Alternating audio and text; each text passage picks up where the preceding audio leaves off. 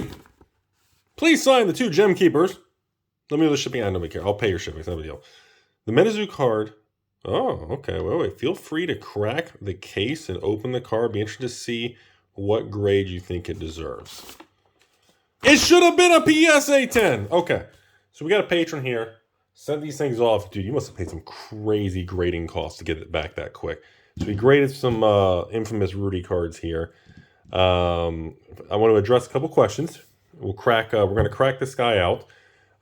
First thing, yes, when PSA grades these particular cards, according to them, even though the card itself is printed in 2019, the fact that it was released to the public in 2021 is why they put the label, or I'm sorry, the year on that particular label is this year, not the year that the card was printed. That's at least what they particularly claimed. Next thing, a couple questions I want to address. Thought this was a good time to do it. Rudy, don't you have extra of the MetaZoo original ones and the Nightfall MetaZoo Rudy card? Yes, I do keep a small brick of each one. And no, there is no plans. And, well, Rudy, why don't you sell and just cash in it since they're so expensive?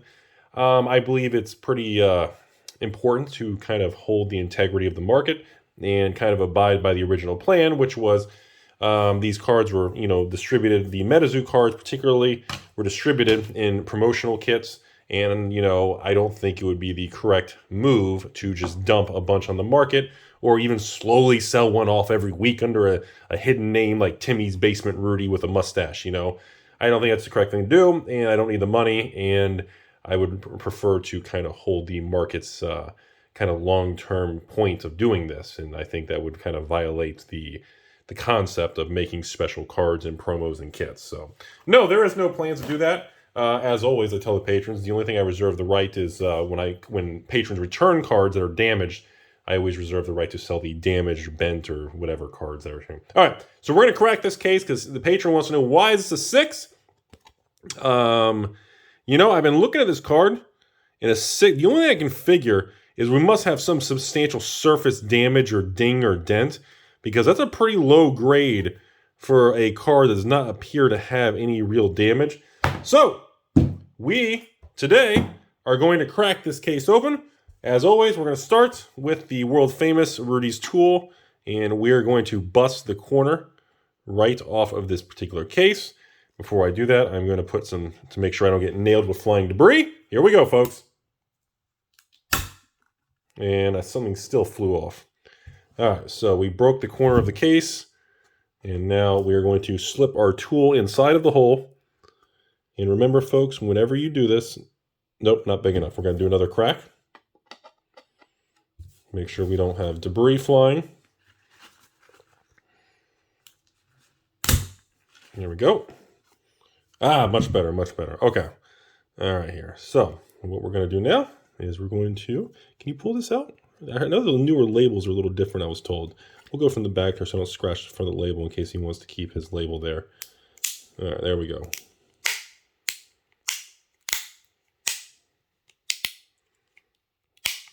All right.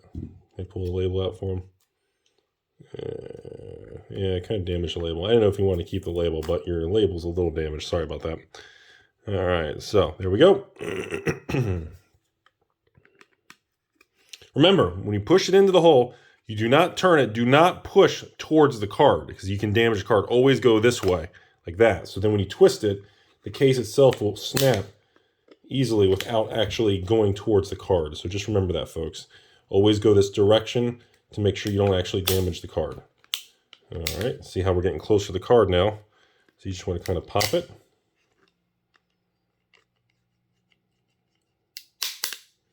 There we go. Well, these newer PSA cases are tougher to break. Wow. The older ones were easier than this. Holy smokes, these are way more difficult to actually break. Wowzers, okay.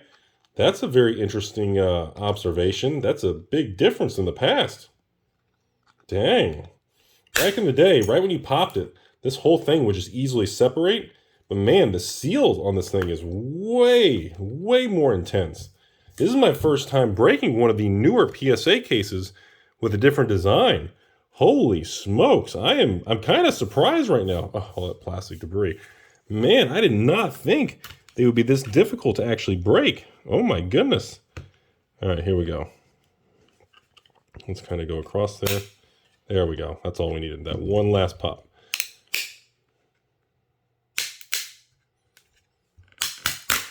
There we go.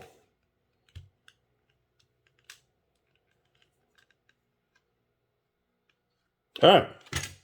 So on the front of the car, so this is a 6. I mean, I don't even see anything. How is this 6? Like, that surface is nice. Dude, you could resubmit this. The only thing I can figure is maybe the corner over here. Like, it has a little bit of a flare, but there's no way. There's no way. Beckett would grade this an 11. I mean, I don't even see. I don't know. I don't have an answer. I genuinely don't know. Oh, wait. Is there something on the Rudy? Oh, wait a minute. Is there a line in the middle? Wait a minute. Hold on. I thought I saw like a line or something here. I thought I saw a mark in the middle. Is that a mark down right there in the middle of the card? There might be a factory mark where my pants are. I got a stain in my happy area. I see maybe. I can't tell. I don't know. That's my guess. I don't know. Sorry, I honestly, to be honest, I don't know. I don't see any substantial damage or issues on why this card grades low. It's not a 10 because there's a little bit of whitening and imperfections. But there's no way this is a 6. How would this be considered a 6? So anyways, we're going to let that be. But anyways, final things I wanted to address in this video. I thought it was a good time just to address some small things. So anyways, the next thing is Rudy. Future Rudy cards. Can you give the public kind of a game plan or what you have going on behind the scenes with Flesh and Blood, MetaZoo, or anything else in the future as far as Rudy promotion style things? Okay. As far as the first thing with Flesh and Blood, we do have obviously Everfest coming up on like February 1st-ish, plus or minus a few days, either earlier or later. No, again, as I already stated, after the Gem Keeper sale that we did, this was the only early special thing that we had done. We have no plans to do any other Flesh and Blood Rudy actual cards. And for Flesh and Blood, I actually believe that's the correct path. I actually don't dispute that with James and the company itself.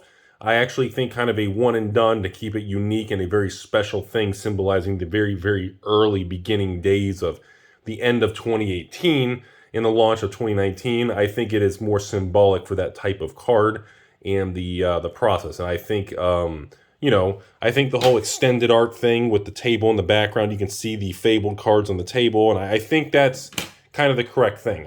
So no. There are no plans for additional Rudy cards in the Flesh and Blood universe, and I think we both agree, myself and the company, that is the correct path. So no hard feelings either way. Now, as far as future promotions and doing things, and yes, we do plan on sticking with like even with Everfest, we plan on sticking with a really cool launch kit. It will have a the promo cards, extended art, fancy schmancy. We're gonna have Oh my God, the playmat. Oh my God. The playmat, I'm a little concerned though on the quantity of the playmats versus the kits, because normally like the quantity on certain things in the future would be like 2,000 playmats for the certain type or something like that. And the quantity on this one, I think, is just under 1,000. So that's going to be a little bit more of a bottleneck, which means that I will not even be able to sell over 1,000 kits because there just won't be enough of the really rare exclusive playmat with this breathtaking. I mean, it may be, no joke, in my opinion, and again, I'm a giggity guy. It's breathtaking. Giggity. That's all I got to say. Same with the card. The promo card, same thing. So anyways, we plan on continuing that. And of course, moving into January of 2022, I do plan on starting to be able to stock the like Monarch Unlimited, sell it by the case, just real cheap and everything. Of course, map pricing, to have it to the patrons and all that stuff. So just regular, no bundles or promos, just actually selling it just like I did with Mon, Arc, and Crew. Which, looking back on that in the last year, the last 9 months, when I was selling for at least 6 months in a row, just leaving on the patron list, selling like unlimited booster boxes or booster cases of Fab, I look back on it, it actually sold very well. For the turbulence and the bear market and how rough the speculator, evil investor, that's kind of all over with in the fab world. They're long gone. They ain't coming back. The unlimited stuff sold really well. I really look back on it. I don't think I gave it enough credit, So that's kind of what I'm planning on with that. Tails Unlimited, just regular cases, probably going to be a while. But next will probably be Monarch. Now, I do have one final wave, which is I literally have a pallet of WTR, Arc, and Crew. I have one of each left. That's all I got. And I'm trying to determine, do I just put that on the Patron list? Same thing as before, like MSRP, and just leave it? Or do I kind of do like a variety thing? Because I was kind of thinking about doing something fun with it, where it's like you get to re-experience it like a throwback of like one of each box at MSRP, and then like try to take a little bit of each of my leftover promos from all the kits and putting a random promo of leftover stuff. And I don't know. Like I said, I've been trying to think of a creative way to have fun with it. And we don't have any official things yet, but I have like I said, I got a little bit. And when I say a pallet of each, keep in mind, a Flesh and Blood pallet is nowhere near like the quantity of like a Magic pallet. These are European pallets, which means they are smaller bases. So, a whole pallet, I mean, if I'm going to do a bundle with like a case and a card or something, a pallet is enough for 150 bundles. That's it. 150 people. It's very minimal. So to most people, still a big number, but just be aware. We're not talking a major supply. I mean, this stuff is gone. I can't get more of it. It is what it is. And I think it's going to age really well, even though it's called unlimited. Again, unlimited never meant unlimited. I've been saying that the entire 2021. So moving on. Next thing. MetaZoo stuff. So, yes, the goal here is to create, the goal was never to have a single Rudy card as a MetaZoo cryptid thing. The goal was to make a Rudy card series that kind of ages and goes through the story and cryptid and themes, with wilderness and UFO Rudy and tinfoil hat Rudy and evil Rudy, knockoff Rudy, all these. It was supposed to make like so you could actually collect and make like an aging, different, outfits, kind of a series. You could collect them all. That was kind of the actual intention, by kind of keeping the same theme, the same look. Like you'll notice on the, here, hold on. The MetaZoo cards, Poncho does a certain look and walk, and we want to maintain that look with different outfits and different backgrounds. Like this one has the very beginning where the warehouse with, boy, that's sparkling, with all the boxes. You can see actually Flesh and Blood, Beanie Babies, and you can see all kinds of cool stuff in the background. And we want to change the backgrounds in the outfit, but maintain that certain look so that the series is consistent of it. So the goal was very, very different compared to like the one and done high-end Gem Keeper thing. That was a very special thing. So, and again, I don't think you can really top the one and done Gem Keeper special. But so yeah, moving forward, the MetaZoo, that's the idea. And I mean, again, I'm going to say it before and I'll say it again.